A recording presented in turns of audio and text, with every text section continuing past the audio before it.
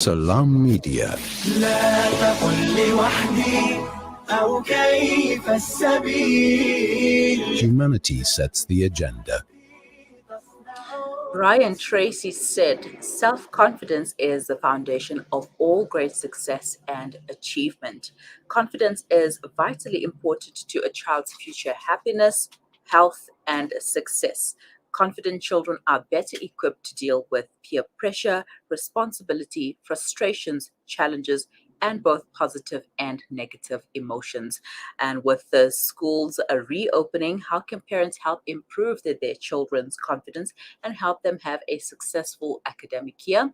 Let's find out. Joining me is parenting conversationalist and author Victorine Mbongshu, and who is no stranger to Salam Media. Good morning, Victorine. Thank you for joining me. Good morning to you, and thank you for hosting me today. It's a pleasure. I hope you're having a wonderful morning despite the crazy school rush. I am. Finally, I'm settled. Yeah, all right. Okay, so first of all, what is the key factor in developing a child's confidence? The key factor is, first of all, researching or finding out what a normal confidence level is.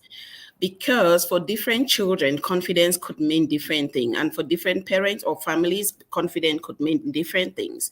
So what exactly is confidence to you? What exactly is self-esteem to you? I had thought that I'll open up this conversation by narrating what happened to me yesterday when I was called to book for this interview.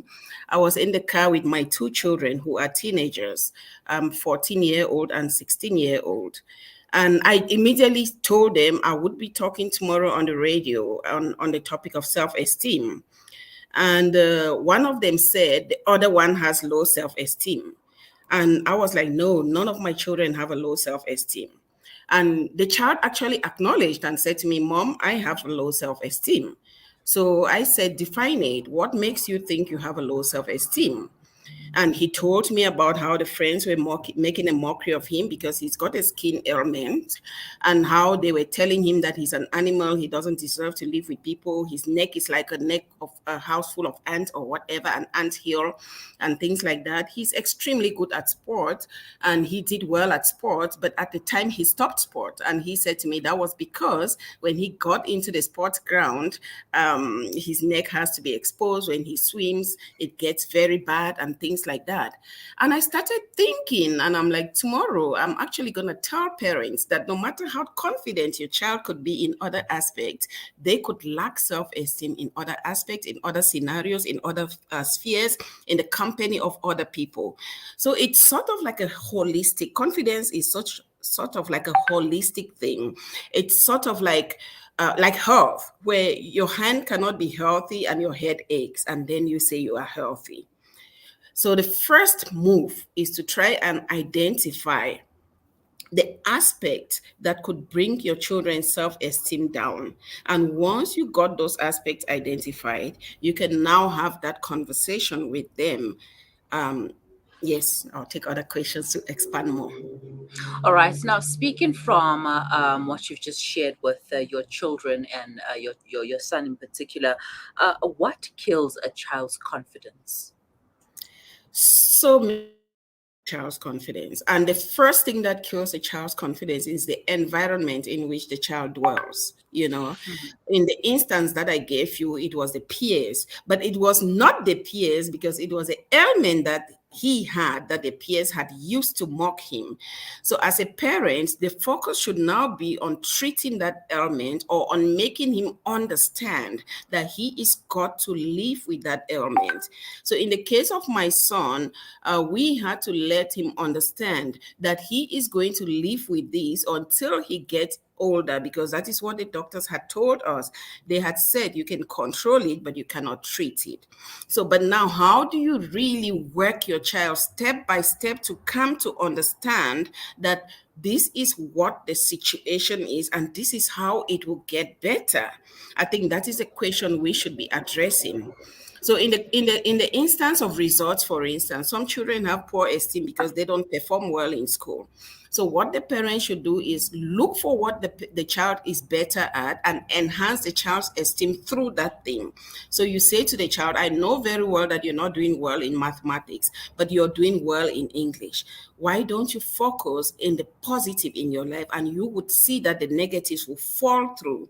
So once you enhance your skill in mathematics in the similar way that you have done in English language, mathematics will follow through. If mathematics does not follow through, because not every problem in life has a solution, we then now you have to agree that yes, you are not good in this subject, or your self-esteem is low in this area. Let's then live with it, but at each time continuously praise the child for the good things that the child does, so that your praises and your affirmative actions will now help the child to forget the part of their life that is drawing them behind. All right. Now, earlier on, you mentioned that you were under the impression that your kids self had a good confidence and they had high self-esteem, and I mean until they had to actually say that no, I actually have low self-esteem. So what are the signs of low self-esteem, and how do we recognize if our child or children might have low self-esteem? There are so many signs, and the first one is withdrawal. One of the first ones, one of the most evident ones, are withdrawal. And if you may permit me to finish, when that conversation went on, and I said to him, I never knew that you have a low self-esteem. And he said to me, I put up a front to cover that. And I said to him, what front do you put up to cover? And he says to me, for instance, when I'm with the friends and another adult is around, I act as if I'm okay with them. But as soon as there is no adult, I have to withdraw. And sometimes I move away from where they are. And then he again further said to me, I had to consistently dress up in polo necks to cover my neck. And sometimes a rash will come through my arm, so I had to wear long sleeves. So mind you, we didn't notice it at home because nobody at home made a mockery of the situation. So he was fine. And he also explained how he covers it up. So not every aspect of low self-esteem is visible. Some are invisible, but again, children might hide it. But the first thing that you see in a child with low self-esteem is change of countenance when they encounter that aspects that is pulling them down. So they could be very happy with going to school on a Tuesday, for instance, but because on Tuesday they have mathematics, sticking on to my previous example, because on Tuesday they have mathematics, the thought of that mathematics then dampens their day. Hence, we have to look for other things that happen on Tuesday that they like and then make them focus on that. So they actually forget about thinking about the things that dampens them, but continuously lightens up when they think about the things that lighten them. So I would say to parents and caregivers, the first thing to look out for is the level of expression that your child has, the inconsistency in emotion. Some children have low self-esteem in the presence of their parents, and it manifests in the sense that when they are in the room, they are fine, they are themselves. Once the parent comes in, they withdraw. When they talk, they sort of like startle. When they talk, they can't talk directly, so they go like, because the parent has bruised their confidence, or they are naturally low confident children.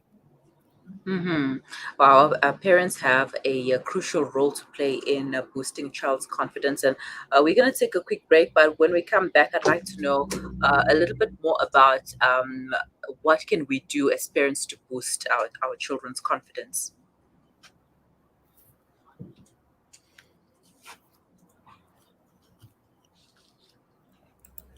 On the icy wet ground, a shiver at his lips, mud on his clothes. When he is cold, the hunger is worse, the nights are longer, and the pain is more severe. What if this was your child? The Al-Imdad Foundation's Global Winter Appeal allows you to make a difference for refugees, IDPs, and struggling communities in 21 countries globally. Sponsor a winter pack today for just 600 Rand. Donate online at alimdad.com or call 0861 786 243. For a long time, we've lived in a centralized world where institutions held the all important data and confirmed all transactions. Those times are over. Welcome to Libertas Group, a blockchain development company boasting an ecosystem that continually redefines the way we do business. Our blockchain is decentralized, making it immune to hacking or alteration, putting the power back in your hands with no middleman so you can focus on the growth of your business. Libertas, the simplest investment choice you'll make. Shimmer, sparkle, captivate. Nothing less than a masterpiece. Droplets of gold inspires precious design. Platinum bursts with intricate freshness, and every pure diamond becomes more than just a girl's best friend. Voda Gold Gem Jewelers, where timeless dreams become a reality. Come to us. We tailor-make designer gold, platinum, and diamond jewelry. Trade in or remodel your old gold. Clad yourself with classy name-branded watches. We offer insurance valuation and freezer card calculation. Visit us at 534 Ridge Road, Overport, or call 031 208 9142. Voda Gold Gem Jewelers, manufacturers of fine gold and diamond jewelry. Your act of love gives hope. Islamic Relief supports orphans and vulnerable children in 28 countries with food, education, and medical care.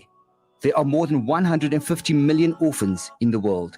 You can give hope to one. Sponsor an orphan today. Go to www.islamic-relief.org.za. Listen to something fresh. Listen to Salam Media. Welcome back. You are listening to the Mid-Morning Talk on Salam Media with me, Mari Makwanda, and we are talking about boosting a child's confidence as they go back to school with parenting conversationalist Victorine Mbongshu. And if you have any comments or questions, you can leave them in the comments section or send them to us on WhatsApp. The number is 061 766 0355. Victorine, thank you for staying on the line. Now, what mistakes do we make as parents that can contribute to a child's low self-esteem? Because before the break, you mentioned that sometimes kids will stutter or be afraid to talk in front of their parents because they have low self-esteem, or perhaps they might be afraid of what their parents' responses. I think because I'm a fan of communication, I would start by saying that most often parents will shrink their children's self-esteem by making the children understand that their voices cannot be heard. That is the first mistake that parents make. So the most important thing that parents should do with their children is to have an open communication line with their children. It gets very difficult for those who have parented adolescents. It gets very difficult when your child gets to the teenage age to try and talk with them. But if you, as the parent, also heed to the child's request of no, don't talk to me and everything like that, you are actually nailing the child. So what you have to do is, despite their continuous plea that they would not like to talk or communicate with you, you have to be gentle, be charismatic, and attract them towards you. Open up the line of communication, no matter how uncomfortable it might be or make you feel, and no matter how nasty your child could be. One of the lessons that I learned very early in life is that adolescents don't greet. Teenagers, they get to a point where they don't feel like they want to greet people. So usually in the morning, when you wake up, your child doesn't want to greet you, greet your child.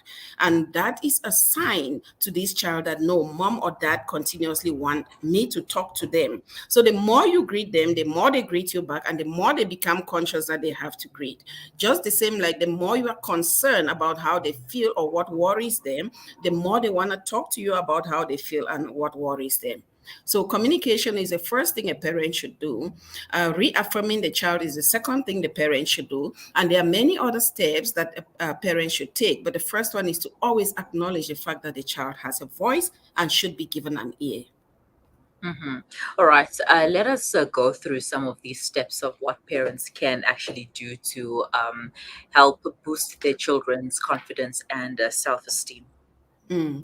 So in my example that I had said, the first thing that I have always done with my children is to say to them that no matter how small their voice is, it can be heard. Meaning, when you have an opinion on something, always try and say it. But children or us cannot speak where there is no healthy relationship. So step number one in a confident person, a confident child, is to build a relationship that actually creates acknowledgement for the next person. So, dear parents, you should have a relationship with your child that is inviting and welcoming. And once that relationship is there, the parent should communicate consistently.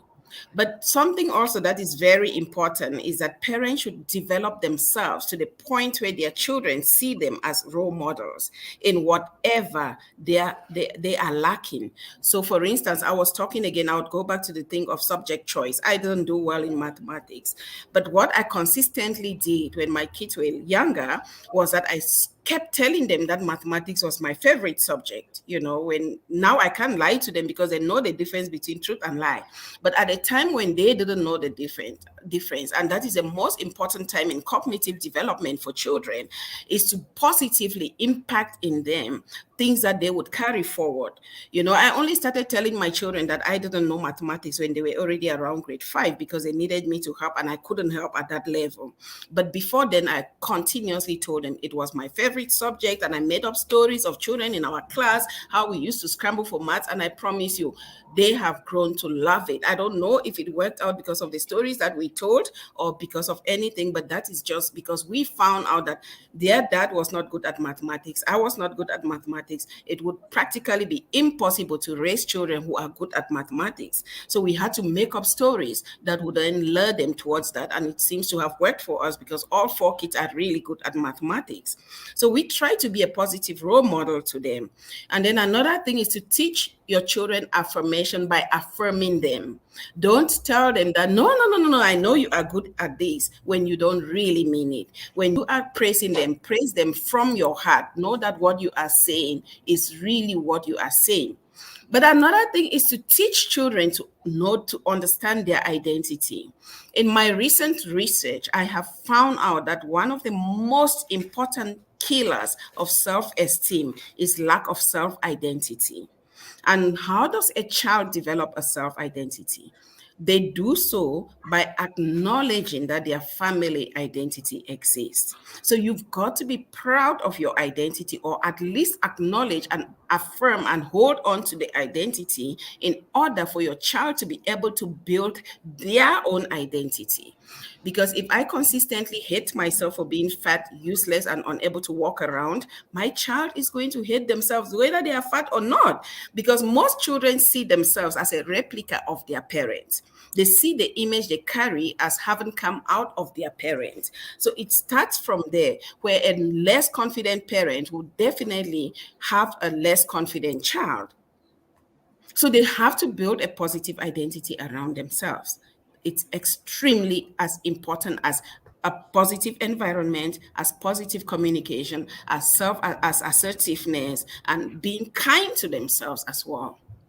All right. Now, when do the confidence talks begin? When should we start boosting our children's confidence? Because I think in their teenage years, it's already too late.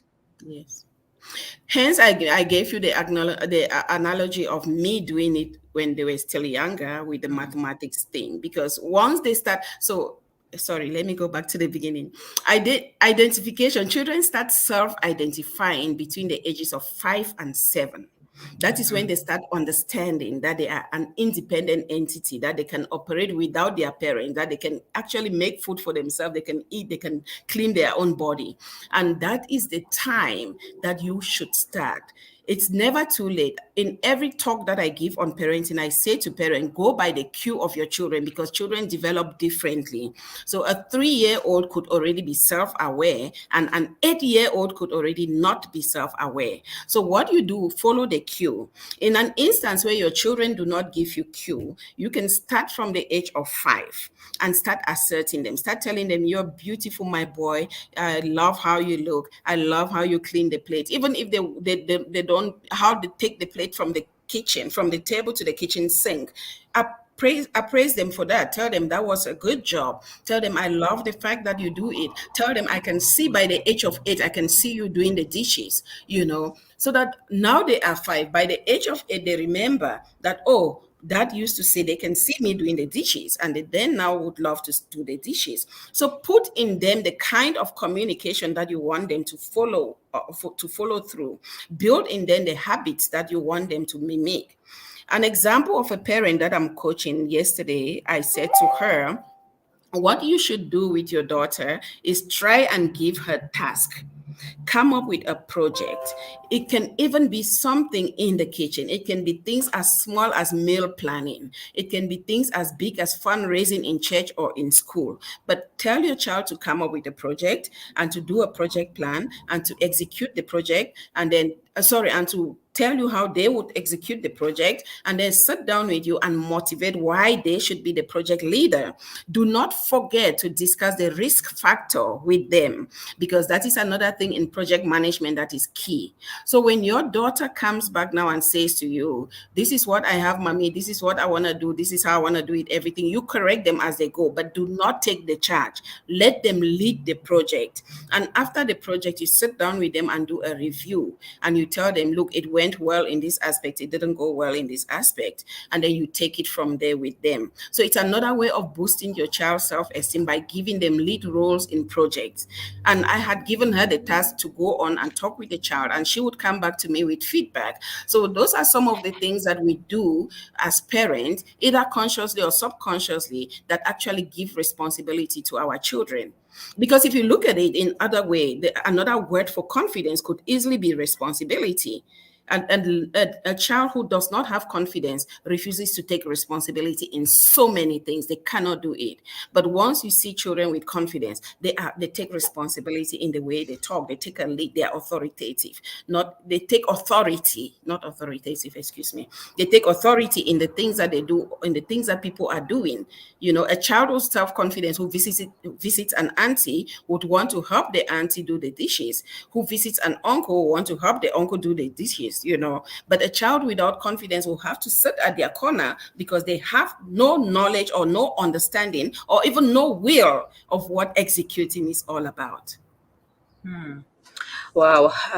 Unfortunately, that's all the time that we have. I could sit and listen to you talk about boosting children's confidence, etc. But unfortunately, that's all the time we have. Thank you so much for joining me once again, and have a wonderful day. It's always a pleasure. Thank you so much. Thank you. And Bye. remember your own self-confidence, eh? Yes. It comes from within. It comes from the parent, and then transmitted to the child. It starts with us. Let's work on us first before we target the children. Yes. Thank Thank you. Have a wonderful day. You too. Parenting conversationalist Victorine Mbongshu giving us some tips and advice on how to boost a child's self-confidence, self-esteem, and just a few points that she mentioned. Be a positive role model to your child. Be the person that you want them to become, and provide a relationship that is inviting and welcoming. You don't want a child to be afraid of you, and you also don't want them to be you don't want to be too friendly to them as well. They need to know who's the adult, who's the parent, and who's the child, but also that's where boundaries come in. But have a relationship, create a relationship that is inviting and welcoming, and praise them. Praise them from your heart. Don't just say the praises because you feel like, oh no, it's the right thing to do, it's the right thing to say now. Provide lip service, like, oh yeah, good job, well done, that's it.